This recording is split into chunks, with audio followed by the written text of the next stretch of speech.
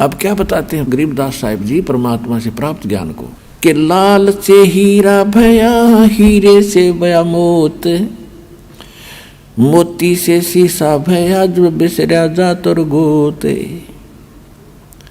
सोने से चांदी भया, चांदी से भया रूप, रुपए से शीशा भया, जाना नहीं स्वरूप, जस्त भया तांबा भया, यो मन हो गया रांग, शब्द मैल जाना नहीं, यो नाहक धारा सांग, पीतल से कांसा भया, कांसे से भया लोह, लोहे से माटी भया, जब व्याप्या दिल द्रोह, कौड़ी गिट्टी शंख ले ये दरियाओं की झाल, इन बातों क्या पाई ये कर सतगुरु नजर निहाले।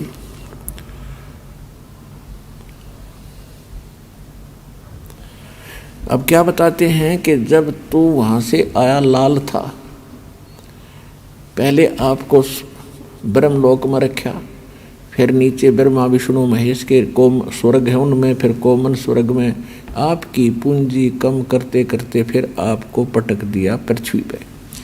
लाल से हीरा भया, हीरे से भया मोती, मोती से शीशा भया, जो बिसरा जात और गोती, यानी आप अपने जात और गोत को भूल चुके हो। कैसे? जीव हमारी जाति है ये मानो धर्म हमारा, हिंदू मुस्लिम सिख ईसाई कोई धर्म नहीं है न्यारा। हमारा जो धर्म है और हमारी जाति कौन सी है, आप यहाँ डिवाइड हो गए। फिर मूल ज्ञान में परमात्मा बताते हैं कि आप अपने मूल स्थान को भूल गए। आप कहाँ रहा करते थे, आप वहाँ कितना सुख था। तो इसको कहते हैं जात और गोत को भूलकर आप अन्य ही क्रियाएं कर रहे हो जो शोभनीय नहीं है। अब क्या बताते हैं? सोने से चांदी भया, चांदी से भया रूप, रुपया, रुपये से शीशा भया, जब जाना नहीं स्वरूप, जस्त भया तांबा भया, यानी कति गिरता गिरता गिरावट में पशु पक्षियों तक की योनि तूने प्राप्त कर ली। इसका भावार्थ यह है। और किस लिए? शब्द महल जाना नहीं, ये नाहक धारा सांग। स्वांग हमारा जो ओरिजिनल बॉडी अन्य है, आज हमने मनुष्य का स्वांग कर रखा है, किसी ने स्त्री का, किसी ने पुरुष का। फिर हम गधे का स्वांग करेंगे मनुष्य जीवन समाप्त करके भक्ति ठीक ना होने से, फिर हम गधे का स्वांग करेंगे, फिर कुत्ते का स्वांग भरेंगे, यानी ऊपर का कौर बदल लेना स्वांग कहलाता है। इससे बचने के लिए क्या बताया है? घट में शोक सिलसिला, ये सूतक बड़ा अंधेर, ये दम गिनती के दिए भाई, फेर सके तो फेर। अब क्या बताते हैं परमात्मा के घट में शोक सिलसिला और सूतक बड़ा अंधेर, और ये दम गिनती के दे रखे हैं, इनमें भक्ति कर सकता है तो कर ले। जैसे कई भक्त कहते हैं कि ऐसे ऐसे हमें बहुत सा काम है, ऑफिस में बहुत काम रहता है, बैंक में लगे सारा दिन टाइम ही नहीं मिलता है, और घर आते हैं तो और कई प्रकार की समस्याएं होती हैं। कहते हैं बुढ़ापे में भक्ति करेंगे, अभी तो बहुत से काम करने हैं। परमात्मा कहते हैं इस मनुष्य शरीर के अंदर जीव को चांस मिला है परमात्मा पाने का, और ये अटपट करके आप इसको बर्बाद करना चाहते हो तो आपको ज्ञान नहीं है बिल्कुल भी। क्या बताते हैं कि घट में शोक सिलसिला और सूतक बढ़ा अंधेर, अज्ञानता के कारण आपकी एक समस्या खत्म होती है, दूसरी तैयार हो जाती, कर लेते हो।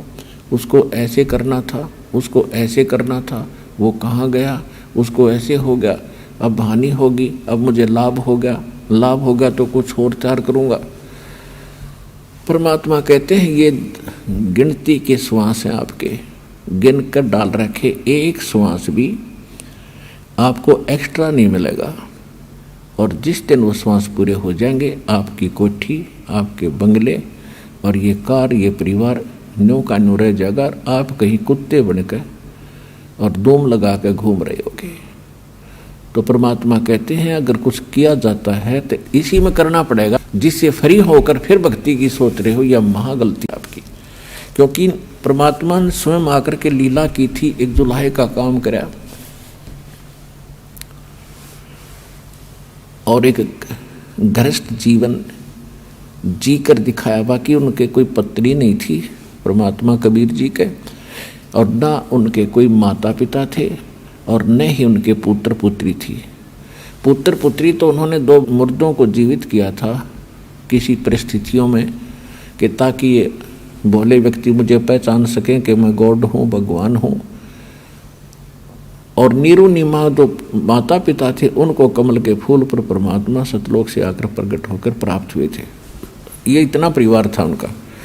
तो हमें ये बताना चाहते हैं कि आपका यह भूल लाग रही है कि अब तो बहुत काम है, फिर देखूंगा, या गलती मत कर। अब क्या बताते हैं, घट में शोक सिलसिला ये सूतक बड़ा अंधेर, और ये दम गिनती के दिए तू फेर सके तो फेर। कि ये तो भाई शोक सिलसिला ये चलता ही रहेगा, कभी कुछ हो रहा है, कभी कुछ हो रहा है। और परमात्मा की शरण में आने के बाद फिर वो आपके इन सभी पाप कर्मों के दबाव को कम कर देंगे। उसके लिए उदाहरण दिया है कि एक SHO पुराने समय में एक दरोगा अपनी घोड़ी पर बैठ कर किसी दूसरे गांव में जा रहा था किसी कार्यवश। जून का महीना, हरियाणा राजस्थान का यह क्षेत्र। आगे एक किसान रहट से पानी निकाल रहा था, बैलों को चला रखा था, एक कोल्लू की टाइप का होता था। नीचे से बाल्टियां बांध कर पानी बाहर निकाला जाता था, बैलों से उसको चलाया जाता था। तो उस समय ऐसे ही ये टेक्निक होती थी। बाल्टियां बांध रखी थी पीपे की, और लकड़ के वो लठ एक पाट बना रखी थी जिसको बैलों से घुमाया जा रहा था। तो वो सारा ही शोर बहुत करता था, उसमें ची चूं चूं चूं बहुत होती थी। अब दरोगा जी को प्यास लगी, दोपहर 12 बजे का समय, उधर से घोड़ी भी प्यासी थी। तो उसने देखा कि सामने पानी निकाल रहा है किसान, वहाँ पानी पीऊँगा और घोड़ी को पिलाऊँगा। अब वो निकट आया घोड़ी के ऊपर बैठकर, तो उसमें वो शोर हो रहा था रेट चलने से, चूं चूं ची ची चूं चूं। तो दरोगा ने कहा उस किसान से कि किसान, इस चूं चूं को बंद कर, मेरी घोड़ी बिदक रही है। वह घोड़ी भाग रही थी वापस। उसने वो रेट बंद खड़े कर दिए, बैल रोक दिए, वह चूं चूं बंद होगी। वो घोड़ी को लेकर निकट आया तो तब तक पानी फील्ड में, खेत में जा चुका था। पानी पी लिया था खेत में, पीने योग्य स्टॉक नहीं था। तो दरोगा जी ने कहा किसान पानी निकाल। उसने बैल चलते कर दिया, फिर चूं चूं हुआ, घोड़ी फिर भाग गया 10 किला दूर। तो उसने कहा ये चूं चूं बंद कर। किसान ने फिर बैल रोक दिया, फिर निकट आया, पानी नहीं मिला।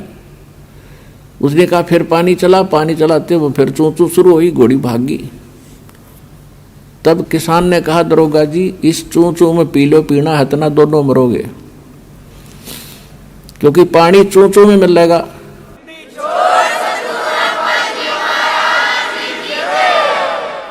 तो पुण्यात्माओं, इस काल ने आपके यहाँ चूं चूं ला रखी है।